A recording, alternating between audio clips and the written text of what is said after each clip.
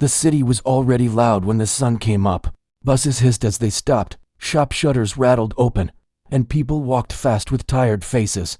In the middle of all this noise stood a public piano. Its paint was chipped, some keys were yellow, and a few notes sounded rough. Most people passed it without looking.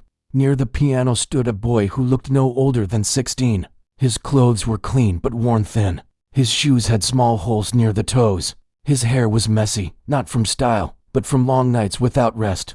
His stomach growled, but he ignored it the way he had learned to do. Hunger had become a quiet companion. He did not shout. He did not beg loudly like others nearby. He simply stood there with his hands folded, watching people walk past. When someone slowed down and looked at him, he spoke softly, "I can play for a piece of food." Most people did not even stop. Some smiled in a strange way and shook their heads. A few laughed under their breath. To them, he looked like someone trying to trick them for sympathy. A group of young men passed by and heard him speak. One of them laughed openly. "Play what?" he said. "That broken thing?" The boy nodded calmly. Yes, they laughed louder and kept walking. The boy did not react. He had heard worse before. Much worse. Words stopped hurting when hunger lasted longer than feelings. He waited. A woman holding a coffee glanced at him. She looked tired, her eyes heavy from a long night or a hard life.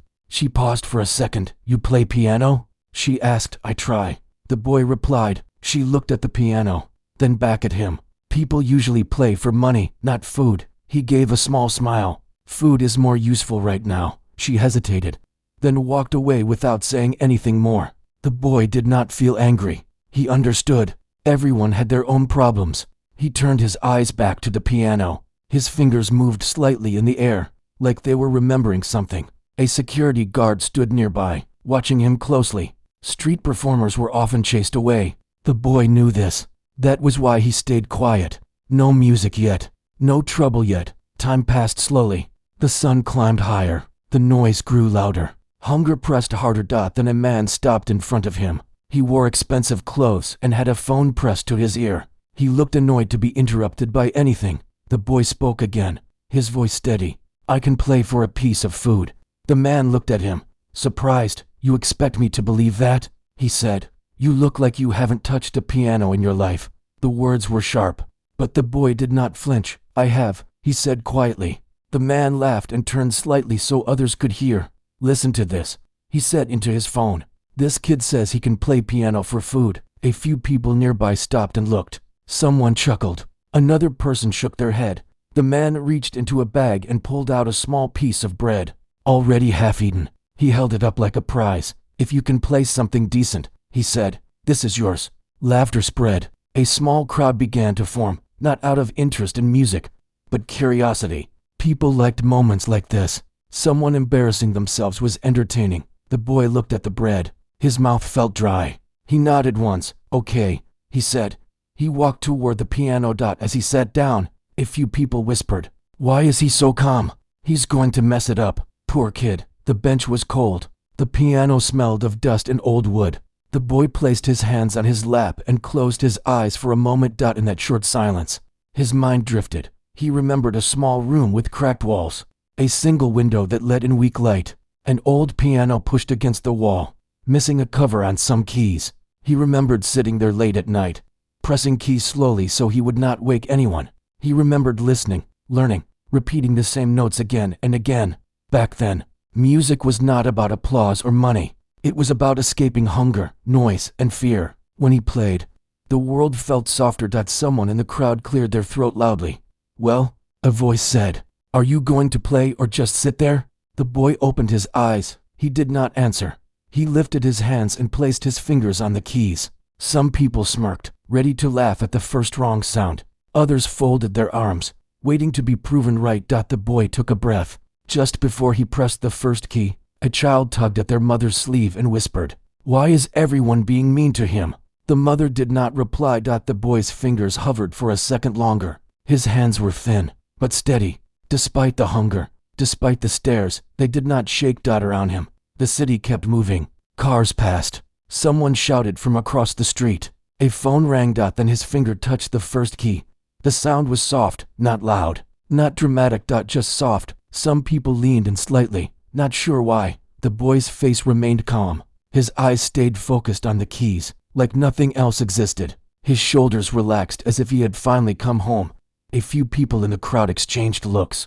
"That wasn't bad," someone whispered. But the boy was only beginning. His fingers moved again, gently, carefully, as if speaking a language they had never forgotten, and slowly, without realizing it, the laughter began to fade. No one noticed the security guard stop watching his phone. No one noticed the man with the bread lower his arm. All eyes stayed on the boy and the piano. The piece of food that started as a joke now felt very small compared to what was about to happen. The soft note lingered in the air longer than anyone expected. The crowd that had gathered to watch, to laugh, or to mock, now shifted quietly. People exchanged looks, unsure what they were hearing. The boy's fingers moved across the worn keys with a grace that did not seem possible for someone in his condition. Each note carried emotion, even the ones that should have sounded harsh or flat on that old, battered piano. At first, it was subtle, a gentle melody that drew people in without them realizing it. Some paused on their way to work, bags in hand. A few tourists, who had come to see the city, stopped mid-step. Their laughter and curiosity slowly turned to fascination. Phones started to appear in hands, but not to mock. They were filming, unsure what they had stumbled upon, yet sensing something extraordinary. The boy did not look at the crowd. His eyes were on the piano keys, but his mind was elsewhere, recalling nights when he practiced in silence, nights when the only light came from a small lamp, and the walls were cracked, and the floor was cold. Music was the only companion that did not leave him. It was patient and forgiving, unlike the world outside that seemed harsh and cruel. As his fingers danced over the keys, the tune grew richer. He did not play fast or flashy. There was no rush, no attempt to impress. It was simple, honest, and heartfelt. Notes fell like drops of water, clear and steady. It was a melody of hope, struggle, and quiet strength. The people watching could feel it, though they did not know why. Something about it made them stop and breathe. One man, who had been leaning against a wall with a cigarette, straightened up. He had worked in music his whole life and had seen thousands of performers. Something in this boy's playing caught him off guard. He squinted, trying to understand how someone so young, so clearly struggling, could have such control, such emotion. The notes carried a weight and maturity that no one expected. His eyes widened as realization began to dawn. This was not ordinary. A young mother held her child a little closer. The child's small fingers pressed against the mother's arm. Wide-eyed and silent, even the child seemed to sense that something important was happening. People stopped whispering. The city noise faded around them. For a few minutes, the world seemed smaller, concentrated on a boy and his piano. The man with the half-eaten bread watched in disbelief. He had come to the boy expecting a joke, a spectacle, a laugh. Instead, he got something he could not explain. His hand hovered over the bread, unsure if he should offer it, afraid it felt meaningless now in the presence of this music. The sound made him forget to breathe for a moment, as if the notes themselves demanded respect. Even the security guard softened. He had seen many street performers, some desperate, some talented, but none like this. He did not move closer. He did not make a sound. He simply watched, caught in the spell of a melody that was impossible to ignore. The boy's fingers moved with quiet precision, gliding over broken keys as though they belonged to him alone. There was no hesitation, no mistake, only pure expression. The crowd could sense the story within each note, though they did not know the details. Some felt sadness, others hope, others joy. It was music that spoke to people differently, reaching into their hearts without needing words. A few young men who had laughed earlier now stood still, faces slightly red. They could not look away. It was like they were seeing someone they had underestimated rise above expectation. A few people whispered to each other, "Is he really that good?" One asked. I don't know," replied another. "I've never heard anyone like this before." The melody shifted subtly, becoming more intense, yet still controlled. It was a story of hardship, of hunger, of nights spent learning without guidance. Every person who had mocked him now felt something change inside. Their laughter had vanished, replaced by awe and wonder. As the boy continued, some people in the crowd reached into their pockets, pulling out coins or bills. They did not throw them in carelessly. They approached quietly, almost reverently, placing them near the piano. This was not charity. It was recognition. Small gestures of respect from strangers who suddenly realized that talent and dedication often hide in plain sight, behind walls of poverty or hardship. A young man with a camera stepped forward, fascinated. He whispered into the lens, capturing every movement, every expression on the boy's focused face. He could sense a story here, one that people needed to see, not a story of a street performer, but of a human being showing his heart through music. The boy did not notice the attention. His mind was full of the sound, the movement of his fingers, the feeling of the piano beneath them. For a moment, he was back in his small room, with a broken lamp and cracked walls, feeling the same quiet joy he had felt when he first learned a melody on that same worn-out piano. Music was his escape and his voice, and now, without even trying, it had become the voice of everyone who had gathered to watch. The melody reached a gentle climax. It was soft, yet powerful, drawing every person closer emotionally. Some closed their eyes, feeling tears prick at them.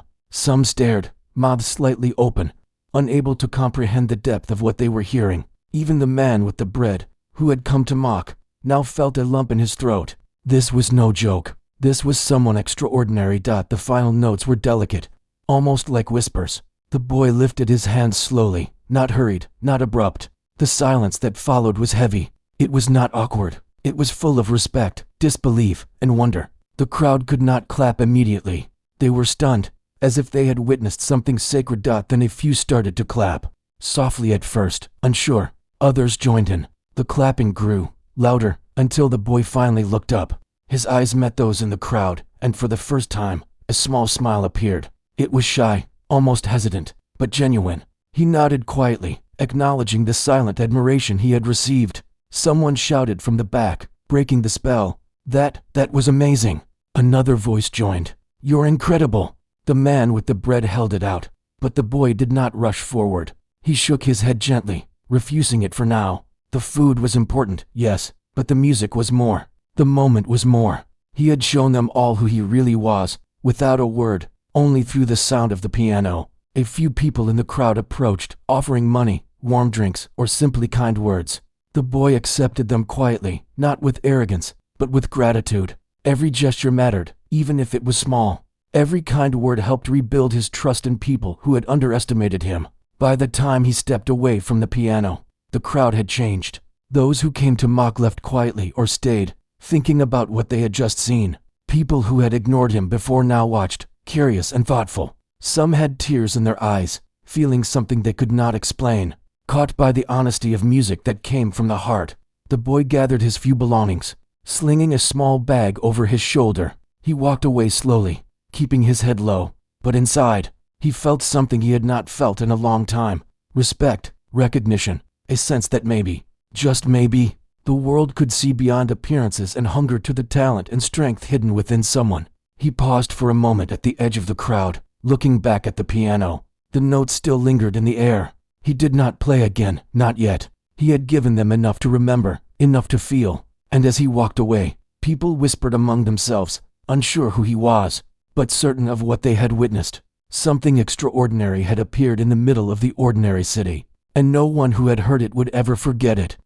After the applause faded, the boy walked slowly down the street, blending into the crowd. The city around him was noisy, chaotic, and full of life, but he moved through it quietly, almost unnoticed. In the back of his mind, he replayed the moments at the piano, the way the keys felt under his fingers, the way the notes had carried over the crowd, and the shock on their faces when they realized what they had heard. For the first time in a long while, he felt a quiet pride. As he walked, memories began to surface.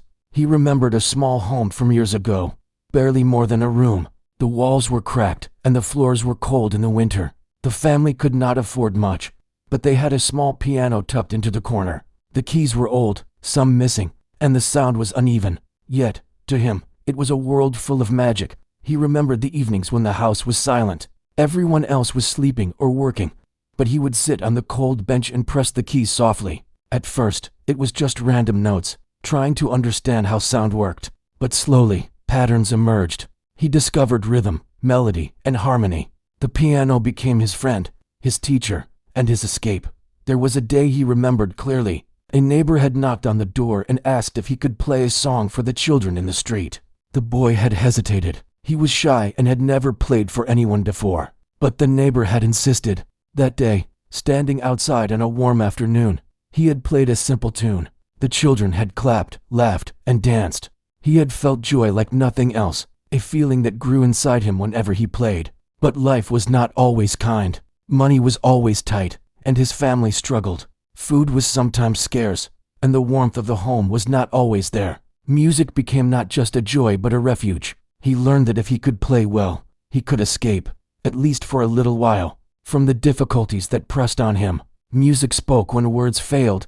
He also remembered people who had been cruel. Some neighbors laughed at him for spending time on a broken piano instead of helping with chores. Some classmates made fun of his worn clothes, calling him poor or strange. Their words hurt, but they did not stop him. Each time someone laughed, he returned to the piano more determined, pressing the keys harder, practicing longer, finding solace in the sound he could create. School had been a challenge. There was never enough money for proper lessons. Some days, he could not even afford pencils. Yet, he found ways to learn. He listened carefully to the music on the radio, trying to copy the notes he heard. He watched other pianists when he could, learning from them without anyone knowing. Slowly, with dedication and patience, he grew skilled. He became a self-taught musician, disciplined by necessity and inspired by passion.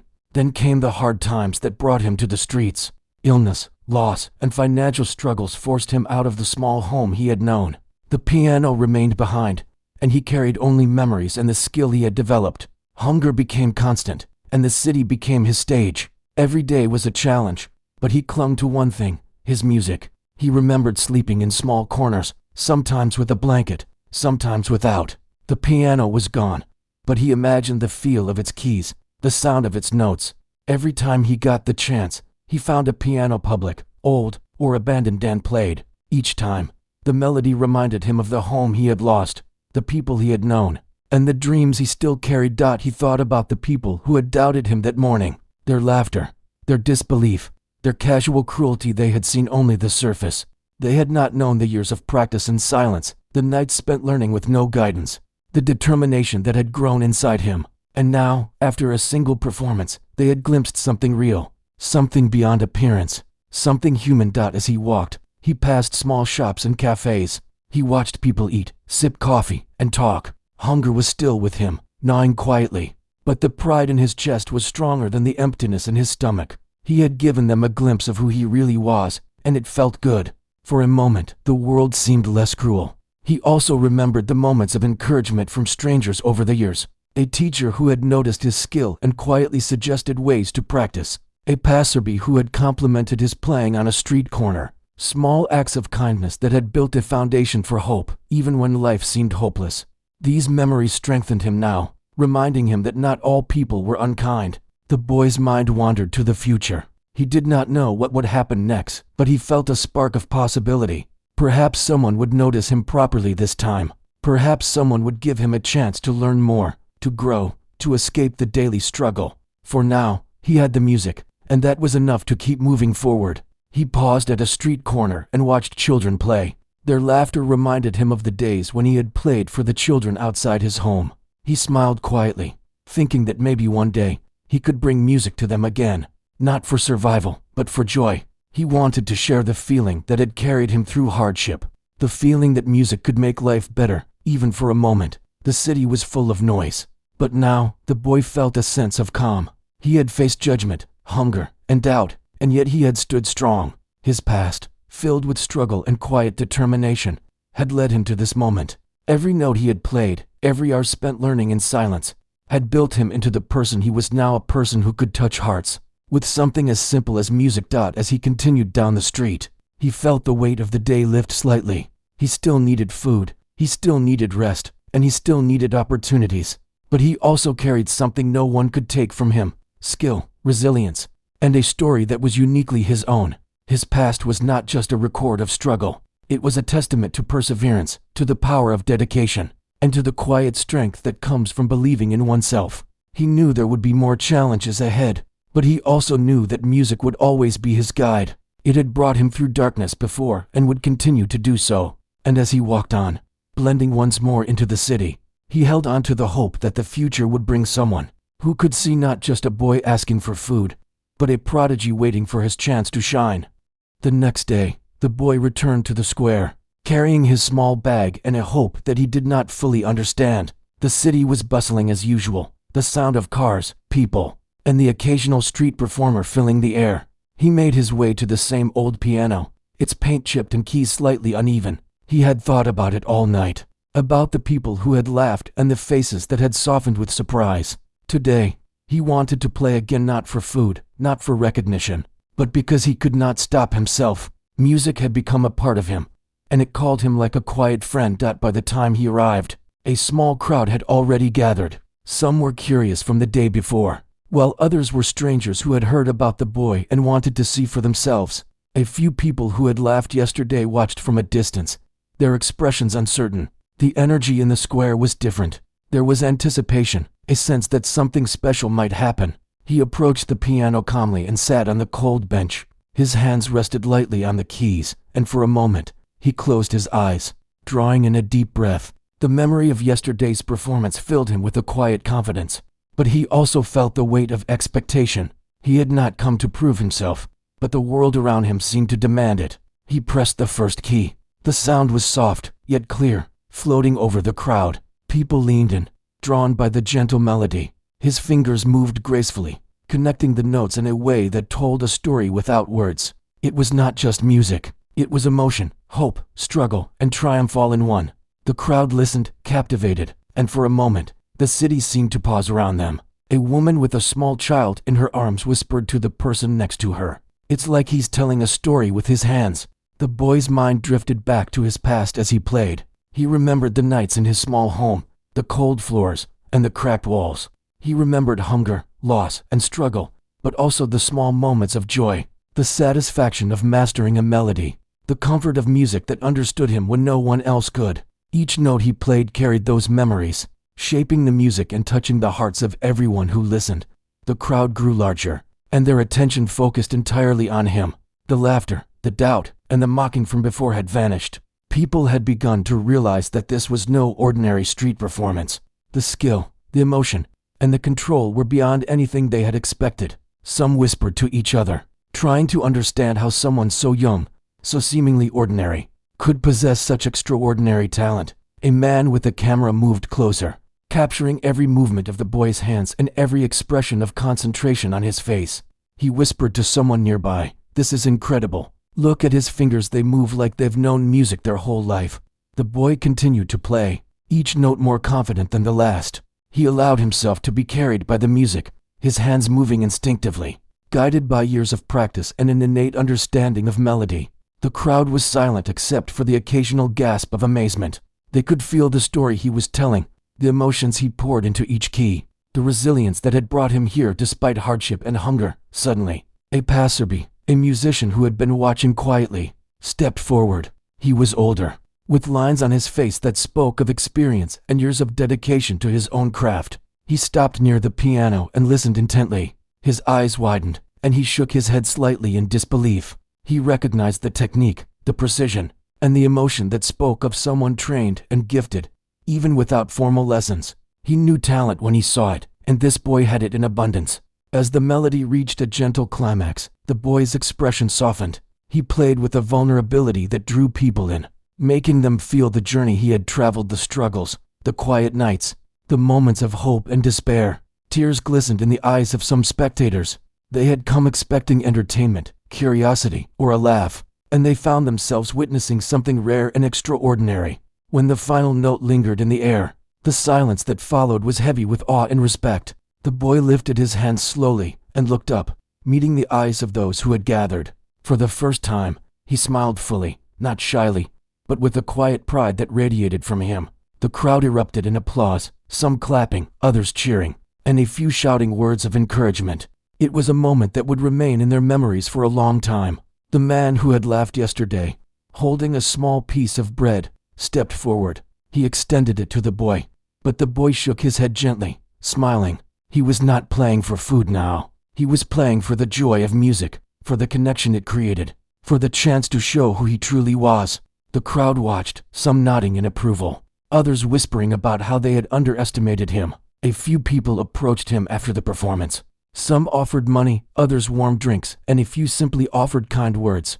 The boy accepted them quietly, not with arrogance but with gratitude. Each gesture mattered, a reminder that not all people were unkind and that recognition could come from unexpected places. The older musician who had watched approached him carefully. "You have incredible talent," he said quietly. "Have you ever thought about studying formally? You could go far." The boy looked at him, eyes wide but thoughtful. He had dreamed of opportunities like this, but they had always seemed out of reach. Now, hearing the words, he felt a spark of hope ignite within him. Perhaps this was the moment that could change everything.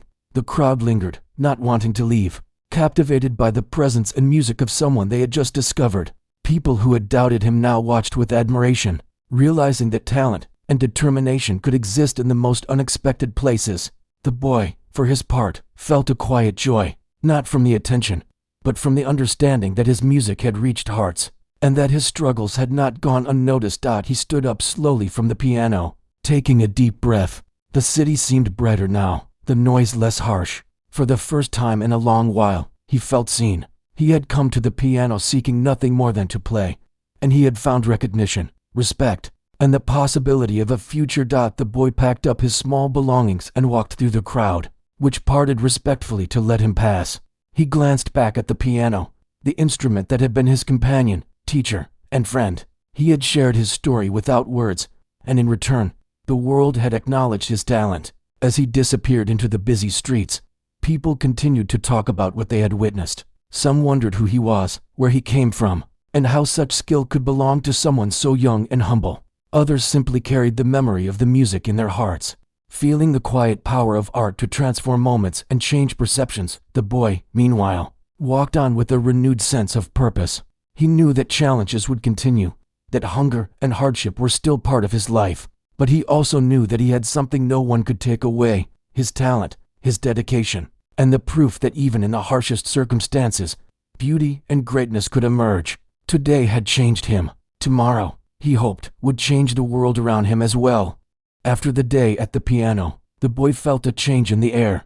People began to recognize him as he walked through the city. The whispers followed him, some curious, some admiring. He did not seek attention, but the attention found him. Strangers offered help in quiet ways. Someone gave him a warm meal. Another handed him a bottle of water, and a few gave small amounts of money. Each gesture reminded him that kindness still existed in the world, even when life had been harsh. The older musician who had watched him closely approached once more. "I think you have real potential," he said, gently but with certainty. "There is a place for someone like you to learn properly, to study, to grow. I can help you, if you want." The boy hesitated, thinking of the past struggles and the many times life had closed doors in his face.